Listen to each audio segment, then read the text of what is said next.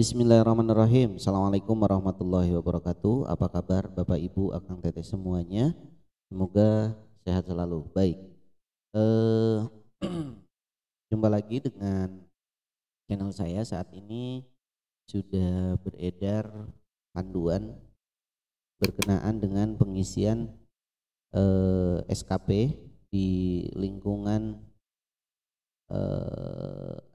pengisian SKP bagi ASN di lingkungan Provinsi Jawa Barat. Beberapa hari yang lalu sudah ada sosialisasi, bahkan sudah beredar tentang penyusunan SKP GTK. Untuk saat ini kita sudah tahu bersama bahwa untuk penyusunan berdasar kepada Permenpan nomor 6 tahun 2022 ya. Oke, Bapak Ibu, ini adalah alur rencana kerja pegawai. Yang pertama adalah verifikasi SKP, dialog kerja, kemudian susun rencana kerja dan seterusnya. Baik, Bapak Ibu, di sini ada cascading ya, artinya pada saat di sini nanti ada dialog kerja, idealnya atau bagusnya adalah dari tataran pimpinan dulu atau atasan dulu, nanti baru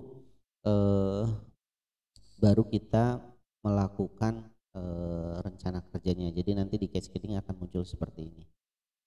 Tapi saat ini saya ingin menyampaikan atau sharing saja berkenaan dengan pengisian bagi teman-teman guru, karena kebetulan saya juga seorang guru.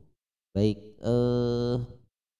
dari BKD sudah memberikan template. Ini template-nya sudah ada dari kepala sekolah, pengawas dan seterusnya. Nah, saya akan mencoba menyusun punya guru ya, punya guru.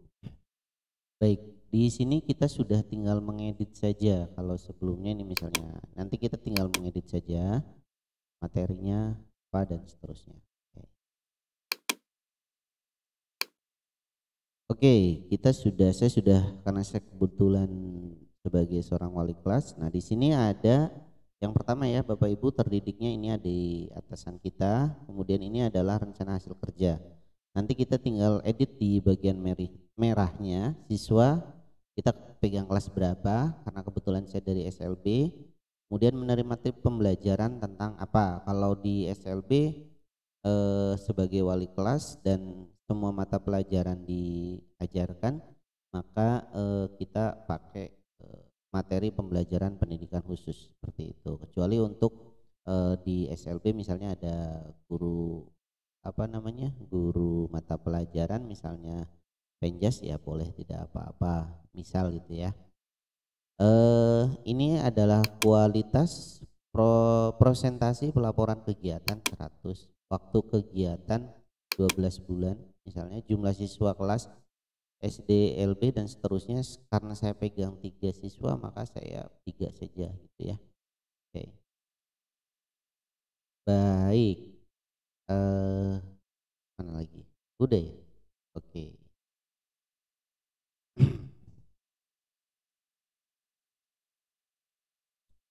Oke, kita langsung praktekkan saja ya Bapak Ibu. Oke.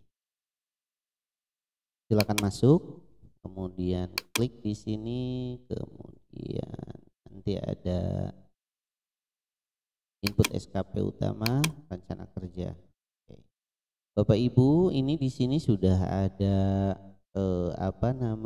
sudah ada template rencana kinerja pegawai yang sudah diinjekkan oleh BKD. Kita tinggal mengedit saja, jangan menghapus atau menambahkan, cukup yang sudah ada saja ya. Ulang lagi, cukup yang sudah ada saja. Pak, ini kan kinerjanya masih ada misalnya, udahlah nggak apa-apa gitu ya.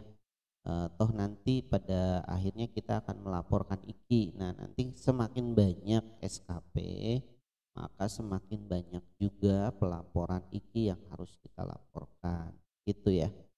Oke, tapi ya jangan dikurangi, 6 terlalu banyak misalnya, jangan dikurangi. Oke deh, kita lanjut ya, kita edit di sini. Nah, ini sudah ada. Nah, ini harusnya di kepala sekolah sudah muncul ya. Nah, tapi tidak apa-apalah nanti Bapak dan Ibu, Akang dan Teteh silakan dialog kinerja dulu dengan atasan. Pak, ini Bu, kita mau ngisi SKP tapi punya Bapak itu belum gitu ya. Jadi maka silakan dikomunikasi. Oke, ini ada contoh kemarin, nanti saya hapus. Nah, misalnya ini saya tinggal di copy ya. Copy, kemudian kita pastekan di sini. Oke, sudah. Kuantitas. Nah, oke. Kuantitasnya apa nih? Oke, kuantitasnya kan ini apa, menerima materi ya, berarti kan RPP gitu. RPP saya buat dua aja, dua dokumen gitu ya, jumlah dokumen program atau dokumen RPP boleh kita iniin ya, kita rubah.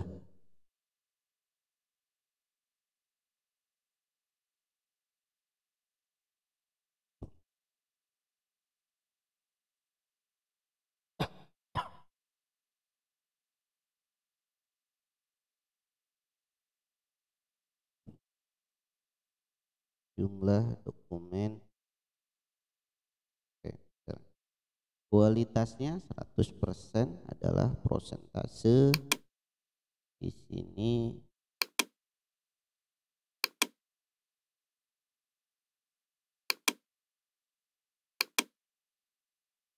Oke, waktunya, nah, karena dua dokumen, kemudian waktunya saya lakukan misalnya berapa bulan tadi ya, belum.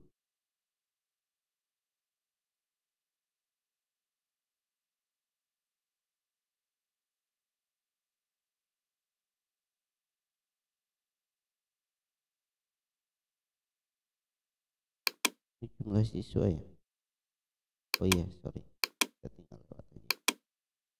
Nah, ini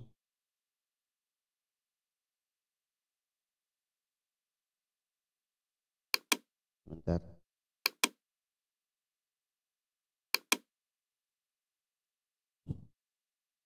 oh sorry ya, ini jumlah siswa. Siswa kelas menerima materi pembelajaran, ini jumlah siswanya 3.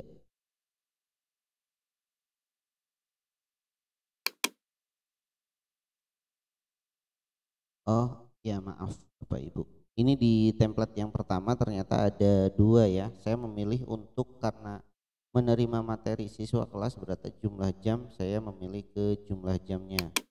Berarti di sini yang pertama itu nanti ya, ini oke, kuantitasnya saya 960 ya, selama 1 tahun ya Bapak Ibu, selama 1 tahun. Oke, anggaran tidak ada. Oke, nah ini akan muncul di sini. Ini ganti jadi JP ya, ada JP. Nah, oke, 960 sebanyak jumlah jam pelajaran. Oke, selama 10 bulan sama.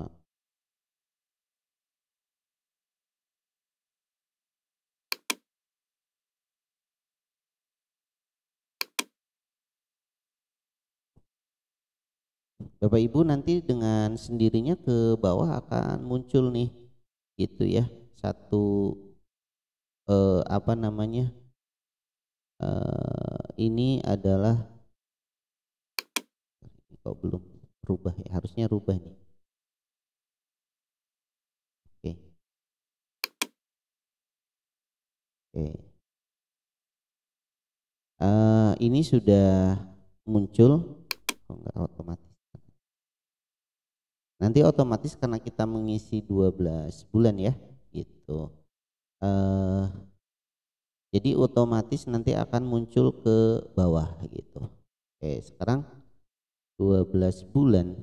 Oke, kita tinggal bagi aja deh sebanyak ini. Ini kan kita menghitung jumlah minggu efektif ya. Oke, kita coba dihitung dulu deh. Bagi 12 misalnya ya. Oke, 80 JP dalam setiap bulannya. Ya kalau misalnya Bapak Ibu sudah ada sudah ada mapping tiap bulan berapa JP, itu bagus. Dari Januari berapa JP, istilahnya minggu efektif ya, atau jam pelajaran efektif, itu sudah sangat bagus gitu. Tapi saya ingin ingin sederhana sajalah gitu ya. Saya hitung di sini 80 JP. 80 JP, JP, JP, JP, JP.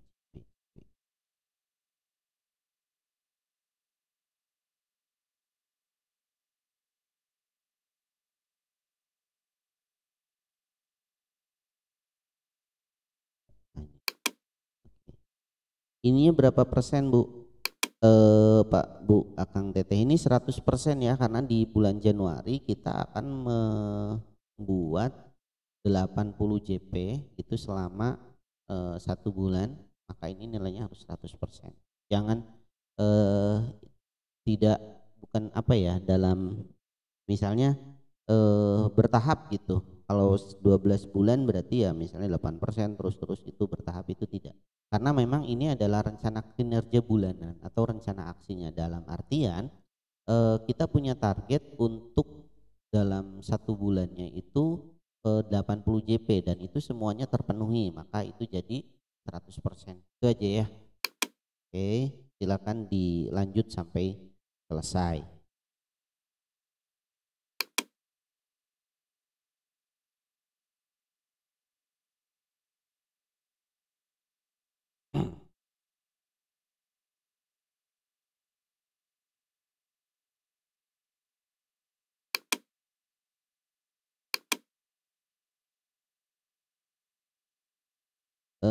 Sebisa mungkin untuk tidak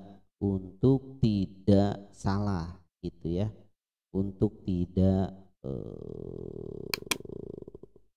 untuk tidak salah atau tidak sesuai ya, karena Bapak Ibu ini harus sangat hati-hati pada saat nanti sudah disimpan, dia tidak akan bisa diedit ya. Nanti kita kasih contoh.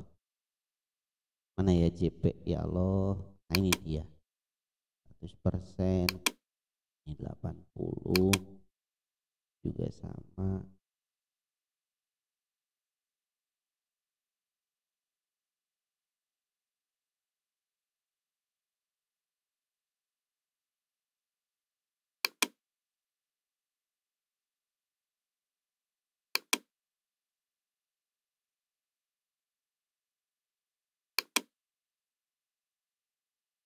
Ini tinggal dipastikan ya Bapak Ibu yang ada di sini, tinggal pastikan ke sini.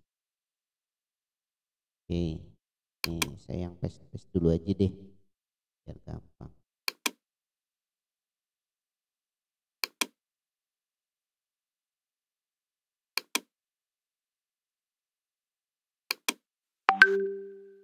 eh Sekali lagi, ini adalah bukan untuk panduan apa ya, harus saklek kayak gini, enggak gitu Bapak Ibu. Jadi intinya silakan dikomunikasikan dengan teman-teman, dengan pimpinan, berkaitan dengan targetnya gitu ya. Karena nanti tiap bulannya, kalau misalnya begini Bapak Ibu, di rencana kinerja Bapak dan Ibu membuat misalnya 16 misal gitu ya, maka nanti 16 rencana aksi atau pelaporan IKI yang akan tiap bulannya gitu dilakukan. 16 kemudian semuanya 12 bulan gitu. Nah itu maka nanti yang dilaporkan ya segitu gitu. Oke, ini tinggal dirubah JP-nya. JP, JP, JP mana? Oke.